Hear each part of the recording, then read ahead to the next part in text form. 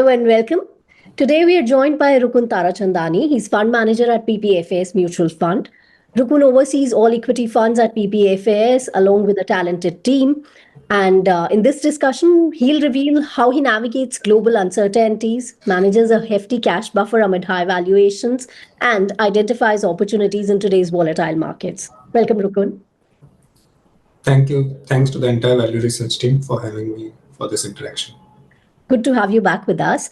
Now, can you explain how do you see global issues like geopolitical tensions and potential US tariffs affecting Indian markets in the near to medium term? So, in the near term, there will be volatility, predominantly because the stance on tariffs is not clear. So, one day there's a tariff on pharma sector, and there's not a tariff on pharma sector, and the second day there is a tariff on pharma sector. So, what will be the tariffs ultimately on which sectors? What will be the quantum on and on which geographies? It's really not clear. And to that extent, as that keeps evolving, we might continue to see stock and sector specific volatility in the markets in the near term. But I think in the medium to long term, it is ultimately the fundamentals of the firm, the earnings growth, and the business fundamentals that will drive the returns for individual stocks and for the stock market as a whole as well. So when do you see this fundamental factors like the earnings coming back and the economy doing well? At a macro level, we don't really track or we don't really try to forecast, what will be the earnings of the index over the next 6 months or a year or so on. Our focus predominantly is on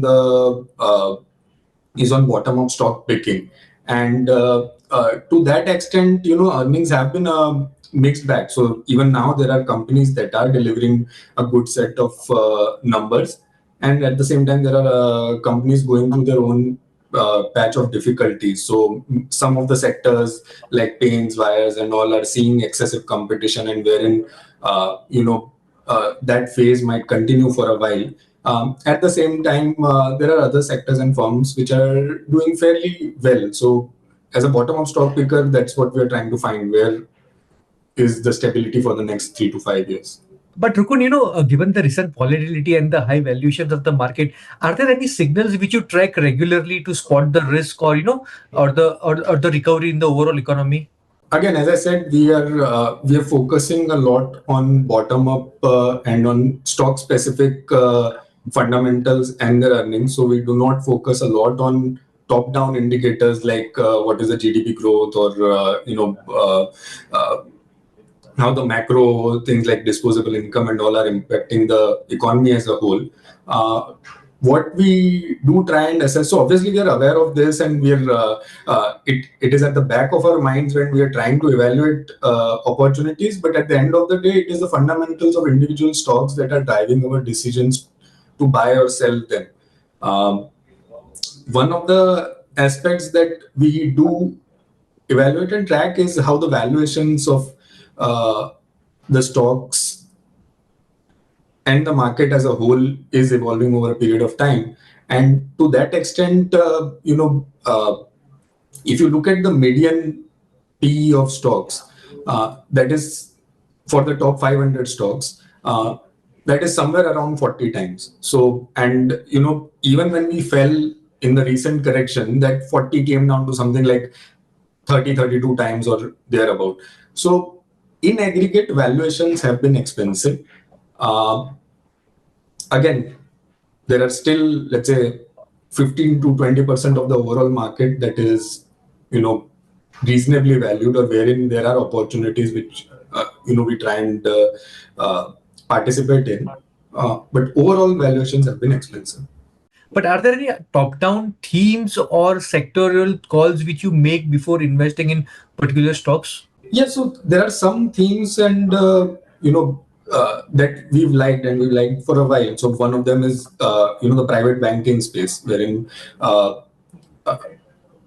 we believe that over the long term, private banks will continue to gain market share from the public sector peers. Most of these banks, or at least the larger ones, have managed asset quality very well in the last cycle. So the core business should grow in line with the nominal GDP growth of the country. But in addition to that growth, they are gaining from market share growth. They're also gaining from the growth of financialization of other services. So distribution of mutual funds, distribution of insurance products, card services, all these are adding over and above the base growth. So from a long-term perspective, that is one segment that we like, wherein valuations are also reasonable. The other set of opportunities that we've been able to identify are predominantly resulting from the change in energy or power dynamics that is happening. That as the economy moves from, so one thing that we believe is that over time renewables will form a larger and larger share of the economy. But as that happens, as you move from the conventional or the fossil fuels towards the renewables, you will need more and more grid capacity. And to that extent, companies that benefit from a larger grid capacity is something that we look at. And in general, also that transition is providing opportunities on both sides of the spectrum. So the other side of the spectrum is excessive negativity on some of the fossil fuels. So wherein something like a coal, people expect will, so we don't expect that coal will go away in the next 4 or 5 years. So that energy transition is something that is providing, potential investable opportunities. And beyond that, it's been more sector stock specific driven.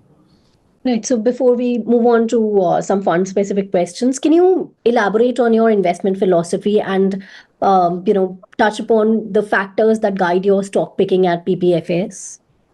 The first thing that guides us is corporate governance and the management of the firm. So at the end of the day, whenever we are investing in a firm, we are minority shareholders, and we would prefer to invest in firms wherein the majority shareholder or the promoter treats the minority shareholders fairly. So that is the first thing that guides us. The second thing that guides us is we want to invest in firms which have strong cash flows, strong balance sheets, and which over a full cycle demonstrate a return on capital much higher than their cost of capital. So what this does is that we're typically long-term investors. So we are going to invest in a company for 4 years, 5 years, or even longer. And over that period, there will definitely be times wherein there will be 3 good years and 2 bad years. So we want that the company should be able to survive and thrive during the bad years as well, which is where the balance sheet strength and cash flows are very important to us. And finally, we want to buy firms at attractive valuations. So we believe that any stock, irrespective of how good it is, irrespective of how good the management is, has a certain fair value, and you would want to buy them at a discount to that fair value. So we are not believers of the thought that so long as the stock and management is good, you can pay any valuation. We want to buy with a margin of safety. So these 3 broad principles guide our stock picking. Okay. Now, Rukun, coming to the Flexi Cap Fund, which is the fund which is adored by most of the retail investors in the industry. So the fund has maintained a significant amount of cash for over 20% for the past few months, which has cushioned the impact of the correction we saw recently in the February, March, April month. But later they have missed gains in the recent rally. What factors drive your decision to hold such high cash allocations? As I mentioned earlier, our stock picking is bottom up, and which also means that the cash allocation is not a top-down decision, which is something I think most of the external participants miss out. That it is not as if we have a model based on some macro indicators or market levels which decides that we should be at a 25% cash or a 20% cash. Our cash allocation is essentially a residual from the stock picking opportunities that we see. So if we are able to identify good stock investments, which over a 5-year period we believe will give us a decent return, then we invest in them. But if we are not able to identify those, then in the interim we are fine holding cash. So that's broadly how we look at cash. This also means that for me to deploy cash, it is not a function of market levels. So we are not saying that, if Nifty corrects to a certain point, only then I will deploy my cash. even if Nifty stays at the same level, but let's say some stock within our watch lists corrects to a attractive level, then we're happy to deploy cash. So that's broadly how we look at deployment. So right now, suppose you are holding around 85 to 90 stocks in the pool in this Flexi Cap Fund. So what number of stocks are there in the watch list, and how do how do that watch list number flows into the main portfolio? Yeah, so I think that 85-90 number is much higher. Is much higher than what it is actually. What it includes is all. I think what your number also includes is the arbitrage stocks, which are not core holdings or which do not drive our equity returns. The equity stocks would be somewhere between the 25 to 30 kind of a number. So. In terms of the watch list, as I said, roughly 15 to 20% of the top 500 stocks are are something that we like from a business perspective, and are also at a valuation wherein, let's say, if any of them correct by 15-20%, or wherein because of additional inputs that we get from earnings from our channel checks and so on, that we get more confidence on them, that they become investable. So I would say roughly 100 odd is the watch list that is typically there, from which some might trickle down into the portfolio. Right now, given the current market rally and high valuations, you did mention that cash allocation is not a function of market levels, but given the circumstances, what are the specific triggers, if you could pinpoint those that you're waiting for to deploy the Flexi Cap Fund's cash reserves? So we are honestly not waiting for any external event to deploy cash. As I said, there is a watch list of, let's say, 80 to 100 names. These names we are actively tracking. Our research, obviously the larger research coverage, or the research coverage overall, is much higher. But these 80 to 100 names are something that we actively track, and we debate. As and when any of them either correct because of some short-term reasons and wherein valuations get into a range, or it might happen that we get more confidence on the business. We believe that a certain higher valuation is fair for them. Either of those scenarios, and they can enter into the portfolio and we can deploy cash. So there is no external trigger that we are waiting for. Right. Okay. But Rukun, suppose you, as you mentioned, it's a 25 to 30 stock portfolio. So how many do you plan to increase the number of stocks going forward in the portfolio? The top stocks, or the top 10 or 15 stocks, will make a sizable amount of the portfolio. So these will be large liquid names, and wherein we have a lot of conviction, and wherein we will be able to build larger position size. And so that 10-15 names will be a large amount of the portfolio. But then outside of that, there might be, or as the opportunity is present, there can be a tail of opportunities wherein each individual name is of a smaller size. So it might be a 0.5% holding, it might be a 1% holding, depending on the liquidity in the stock and so on. So we are not averse to increasing the number of stocks. If a certain company, if a certain stock is looking interesting, we are happy owning a smaller allocation if that is what is required. How do you balance the need for the long-term value creation with the short-term market pressures when managing the fund? Because every now and then, on the social media or wherever we go, or for the retail investors, it's always benchmarking. Okay, yeah, when the market's corrected, this is a very good fund to invest. And now when when it's being underperformed in the 3-month period, then people are saying, "Arey, why hold so much cash?" So how do you manage both these things? I think first, we've been extremely transparent with our investors and distributors that it's an equity fund, and for an equity fund, an investor should have a minimum of 5 years of investment horizon. So it is something that we actively communicate in our interactions. It's there on our fact sheet, very prominently displayed. so that, when an investor is coming in, they come in with that thought process that, this is something that don't think too much about 6 months or a 1 year, think of a 5 year, 7 year kind of a horizon with this fund. The other thing that helps us is that, and the credit to that goes to the sales team and the management of the firm, wherein they've also been very clear that equity funds should be managed with a focus on the long term. So to the extent that our investors are aligned, the sales teams, the management is aligned. Because of that, the fund management and investment teams are also very clear that we do not get too perturbed about what is the 3 month or the 6 month performance, or that what might happen in the next quarter's earnings for a company or so on. All our focus tends to be on what will happen over the next 3 years or 5 years, what kind of value value the business can generate over that period of time, and what can that do to the stock. So we are totally focused on that as a fund house.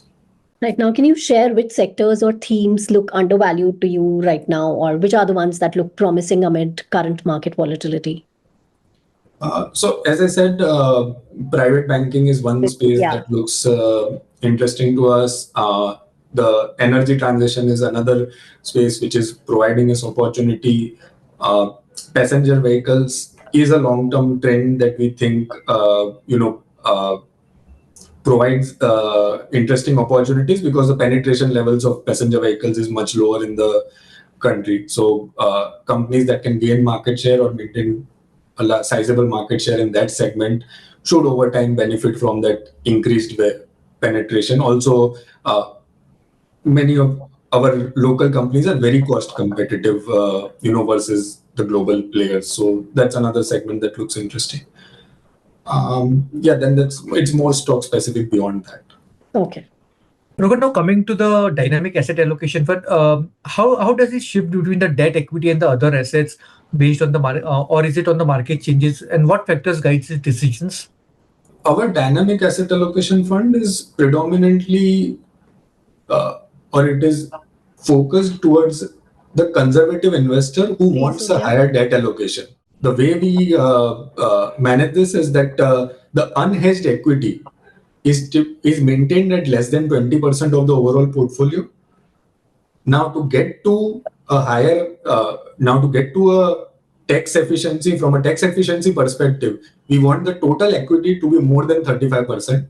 So to the unhedged equity, we add arbitrage, which takes us to more than 35% of total equity, and the rest is debt.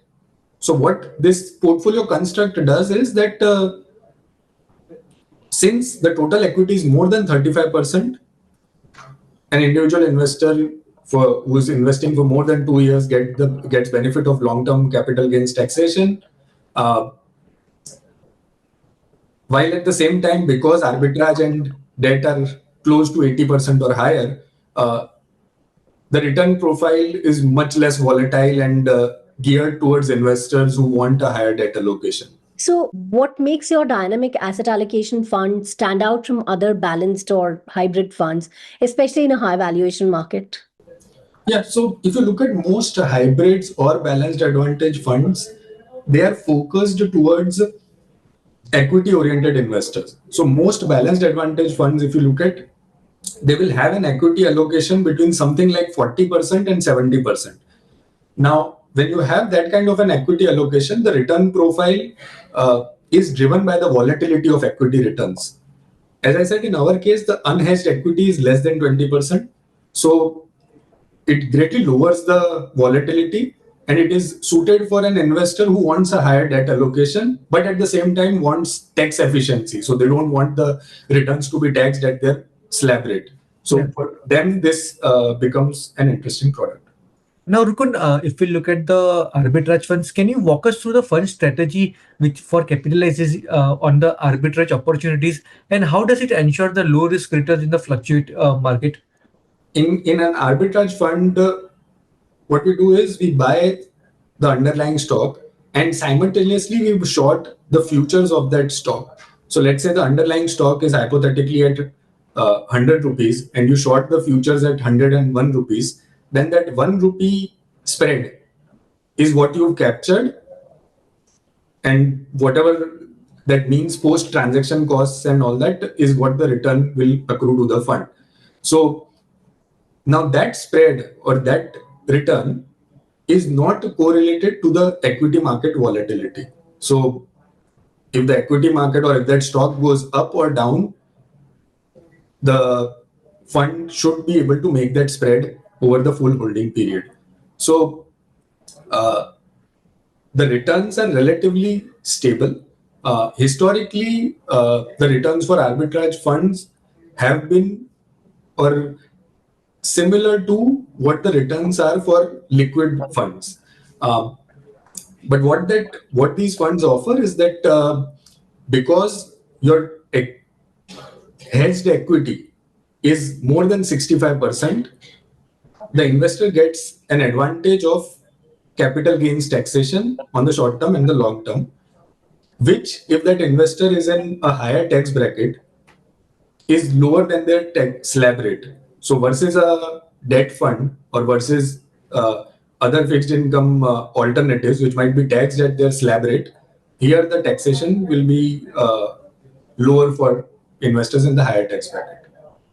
With interest rates and spreads tightening, how is the arbitrage fund adjust to the giving the sustained stable returns to the investors? Yeah, so the spreads in the arbitrage market also correlate with the spreads in the money market yields. So if money market yields come down, the spreads for arbitrage also come down because anybody who's deploying a capital, they are, for them, this is the opportunity cost of capital. So if money market yields come down, the spreads on arbitrage will also come down.